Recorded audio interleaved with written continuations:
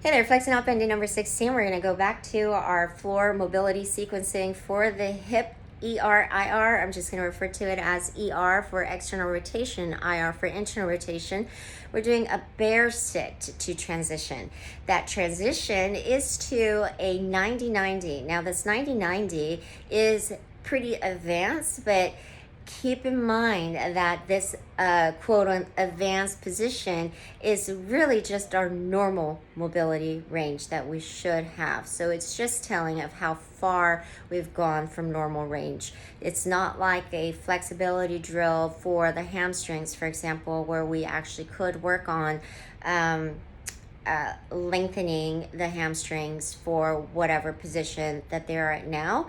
With the IR and ER of the hip socket, it's just going back to what is our normal mobility range. That's it. So I know it's kind of frustrating when you're doing these drills. Once again, I'll admit that it's like not a lot seems to be happening, not a lot seems to be moving, but this is the nature of the drills and what we need to work through. All right, so we're going to get back onto the floor. We have a bear sit as the home base. That bear sit is going to be a really wide stance with your bent knees in front of you. If you need your hands to support you and help you keep that spine upright, of course, shoulders back and down, go ahead and do so. And of course, you're always free to readjust as you need to as you go along. But our home base that we're going to try to set up right now is that we have a fairly wide opening here. Not so wide that you start losing this ability to keep the knees up and you end up going into more of a straddle position. Not that wide and not so close. Okay, we want it fairly wide, and then we want the position of being able to open up through these hips, okay, dropping the knee to the side with gravity. Okay, so if your knees don't drop all the way, closer to the floor, don't worry about it. However far you go, this is your just let gravity do the work. That means we're going to have our feet on the outer edges. Again, always trying to keep your spine upright. Okay, so here's our home base. Here's our starting position. Now we're going to take a side. And so I will pick my left side, and we're going to start alternating the sides. But if I'm going to my left leg will be the lead leg. If I'm going to my right leg will be the lead leg. And the opposite leg will be our trailing leg. Okay, so keep this terminology in mind. So I'm going to go to my left. So I'm going to take my lead leg, my left leg. The first thing I'm going to do, again, you can have your arms back here, okay? First thing I'm going to do is intentionally try to drop that lead leg even more, okay? So we're going to work on this external rotation through that lead leg. And when I cannot drop it down anymore, then I'm going to start rotating the trailing leg knee to the inside, and we're going to move together those knees until both knees are coming to the floor. So notice I brought my torso with me. Now I am facing the side that I was leading to. The 90-90 comes from this position here, 90 with your front leg, 90 with your back leg, trying to be upright, trying to have your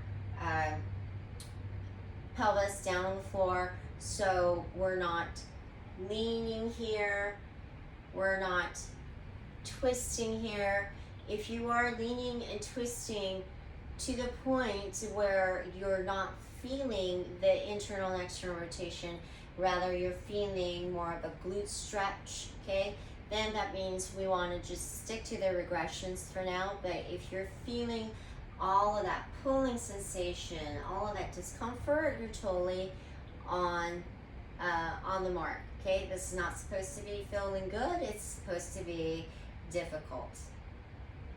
Because if you're, able to do the 90-90, then, you're good, unless you want to then go beyond that. All right. All right. so once we're here, we still haven't finished the rep. Now we're going to return to our start home position, the bear sit, in order to complete one rep. That means now to return, we're going to start with our trailing leg to reverse that movement. We're going to take that knee up as much as possible. Once you feel like it's not going any further without the rest of the movement, then you bring your pelvis with it. You bring your, now what's the trailing leg, but it was the lead leg with it, and you would come back to center here, okay? So open it up once again. You would then go to the other side. Now the lead side is the right side, which means the lead leg is the right leg. You're going to intentionally try to push that knee towards the floor. Try to remain upright. Use your hands if you need to. If you can't go any further, then start bringing that back knee with you, that trailing leg. Go ahead and rotate with it. Try to get the entire leg from feet to knee on the floor, and while you're remaining upright. Breathe at the exhale at the end of these ranges. We want to continue to have your nervous system connect that exhale with relaxation. Okay, so into that in range, and then we're going to reverse that now with the trailing leg coming up first at the knee. When that cannot come up anymore, then you're going to bring the other knee up back into our starting position.